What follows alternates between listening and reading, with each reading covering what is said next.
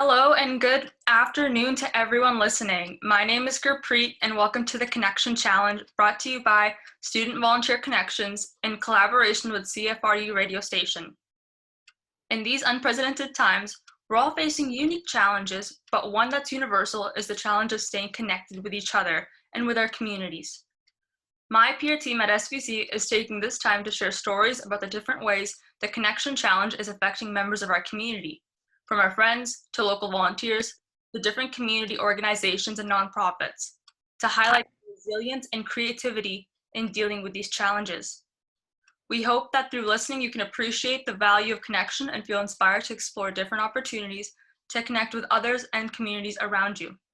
So let's get started with today's guest. Would you like to introduce yourself? Hi, my name is Barb McPhee, and I'm the North End Harvest Market Manager. Awesome, nice to meet you, Barb. Thank you so much for coming out today.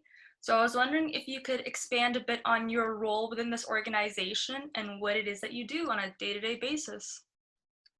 So I am the only staff person at the North End Harvest Market with many, many volunteers. But what the North End Harvest Market is, it is a organization that provides fresh produce free to low-income families. Every week, people can come twice a month. Yeah, that's pretty well it in a nutshell. That's awesome. Thank you so much for sharing that. So as you know, we're currently in the middle of a pandemic, and that's affected a lot of communities around the world.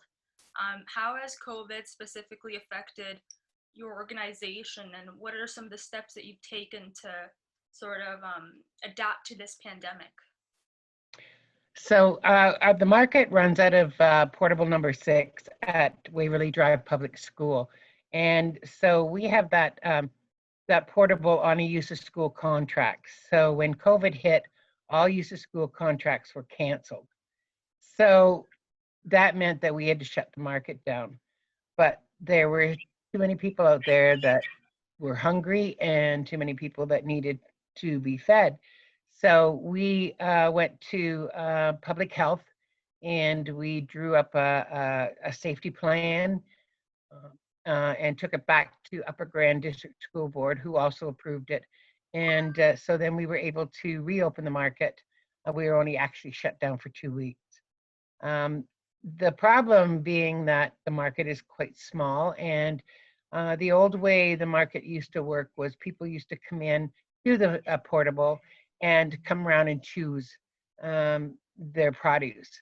That was not able to happen, so we created a drive-through service where you would just pull up in your car and we would load the bag into your car, or you could walk up and we would put it on the table and you could take it. We found that there was a lot of people, because of COVID, were not able to come out of their homes, so we set up a delivery service. And so we have like 8 volunteer drivers and about 6 people, volunteers, that help to set it up and get things ready. It's been quite interesting to make those changes, but as the challenges pop up, we've had to adapt to them. Now we're getting, the challenge we have is now it's getting into rain and snow, and we do all of this work outside. So kudos to the volunteers with their raincoats and their boots and their long johns, but yeah, we still have adopted to make it happen. You know what? Thanks for sharing that. It's amazing how resilient, the North End Harvest Market is. I mean, drawing up a safety plan is such a great idea, and I'm glad you guys were able to continue. I mean, only shutting down for 2 weeks, that's pretty awesome considering, the grand scale of things. And I know you mentioned that there's a lot of volunteers. So I was wondering what types of positions were there? Do you get people who volunteer with a bunch of different backgrounds? People from the community, as well as, are there any sort of virtual opportunities present at the moment? Sorry, I know I threw a lot of questions at you. No, we have all kinds of volunteers from all sectors. We have students that are coming to do their volunteer hours. One of the other problems that we're facing is we're only allowed like 5 people in the portable at one time. And we already have like a staple amount of volunteers. The only volunteer opportunity right now is we're looking for some volunteer drivers. Um, we used to have lots of volunteers pre-COVID because you could be outside and you could be um, all around, and we didn't have to worry about being 6 feet apart when we only have like 10 feet of space.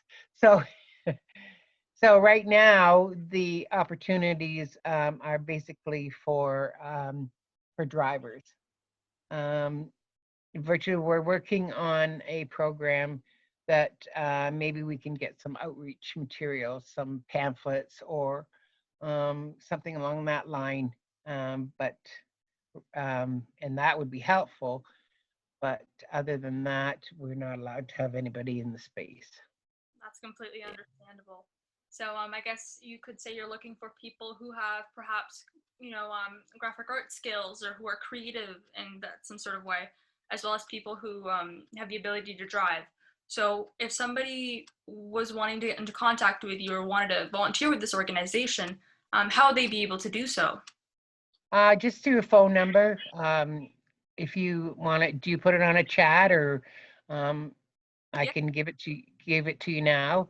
It's 519-835-1016, or you can email at oldbatchat@yahoo.ca. And yeah, so those are actually my personal number and my personal email, because we don't have the capacity for um, web page or any of that kind of stuff at the moment. So Awesome. Thanks for sharing that. And I know you mentioned that along with your volunteers, you yourself are the one individual currently in charge of running this organization. I was wondering if you could provide maybe a backstory as to how it started or how you got involved yourself. yeah, 6 years ago, uh, Peter Gill from Chalmers downtown, they had an organization that provided uh, produce and canned goods to their families. And the north end of Guelph was pretty barren. It was a food desert. There was not a lot of places to shop, and so he had come and we were having a chat. I was part of the North Riverside Neighborhood Group leadership team at the time, and we were talking about how we could bring something like that to the north end of Guelph. We looked at the dollars, and that was way too much money um, to be able to dig up. So we chatted a little bit further and decided that why don't we just do the fresh produce? So we got I think it was a $30,000 grant from the Guelph United Ministries to get started. And so in June of 6 years ago, we started the market. We have been fundraising and writing grants, and we are not supported by the city. We're not supported by government. It's all been fundraising, and it's all run by community. It's a community-based organization. I am the only staff person, but I'm also a volunteer for the Poverty Task Force and the Guelph Neighborhood Support Coalition. So yeah, we're all grassroots people there. That's awesome. I mean, to think that this initiative started 6 years ago and it's still running strong is absolutely amazing. I say that too, yeah. No, that's awesome. So is there any advice you want to give to people who are looking to get involved in this sort of initiative or in this sector when it comes to volunteering and agriculture and food in general? Yes, I encourage people to, if it's any part of your interest at all, is to get involved. There are 15 neighborhood groups in the Guelph Neighborhood Support Coalition. Some of them have community gardens, some of them have food pantries, and they're always looking for supports. There's a lot of work being done out there around food insecurity through the SEED and the Guelph Community Health Center. They're always looking for volunteers to put food packages together. And yeah, I just encourage you, especially if every place you go follows the COVID safety rules, with the distancing and the sanitizing. And so if you are not afraid to come out and not afraid to wear a mask and follow the rules, there's no problem. There's a lot of people out there that could use your help. Virtually, they could probably use a lot of help too, along the lines of advertising and Facebooking and that kind of stuff. So Yeah, social media has definitely played an important part in advertising. I've noticed in the past at least a couple of months with COVID and all. But yes, we just have a Facebook page for the North End Harvest Market, and that is our only contact, and it gets pretty busy. that's awesome to hear. So, what is the one thing you hope listeners take away from this interview? I hope that the listeners just stay safe, and don't get yourself caught in silence, and staying home. Volunteering is a wonderful thing to do. And it just gets you out there and you meet so many people and you learn skills and you make friends. So I would just strongly encourage that if you can get out, or even virtually, you're still going to see people Zooming. So yeah, I encourage you to get out there. You know what? That's a wonderful message. Thank you so much, Barb, for coming out today. I really appreciate you taking the time out of your schedule to come and chat with me about your initiative. Would you like to say anything else before we sign off? Any final thoughts? No, I just think that my biggest thought is that um, people out there are hungry, and people out there are isolated, and so we're trying to just do all we can to make that happen. And it's people like you students and any kind of volunteers that, especially at this time, yeah, you really make a difference. Absolutely. Thank you so much for sharing that, and thank you for coming out today. Well, So, thanks for having me. aw. So that concludes this episode of the Connection Challenge. We hope you learned something new and feel inspired moving forward to tackle the Connection Challenge in your own way.